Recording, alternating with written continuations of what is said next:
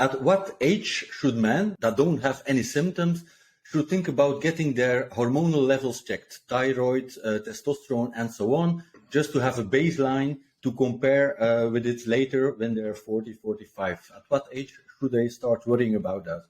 Yeah, that's a good question. But before we move on, please support the channel by booping that like button and consider becoming a channel member by clicking the link in the description of this video.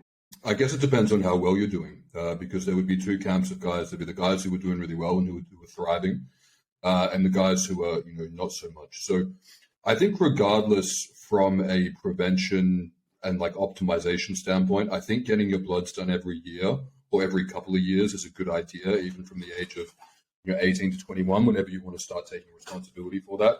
I think if you start getting bloods done too much younger than 18, the measures that we have for hormone values during puberty kind of mean a little bit less. It's a little bit less clear.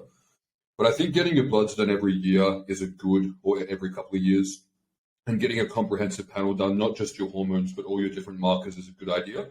And especially if you're not doing well, I think getting your bloods done every year is definitely a good idea. So yeah, I mean, I'd say from 18 to 21 is a good time to start getting it checked.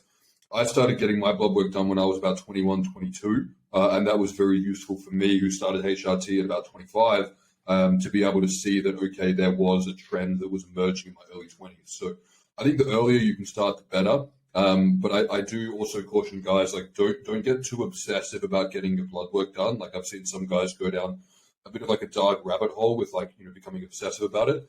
I think every year is good. Okay, that's good advice.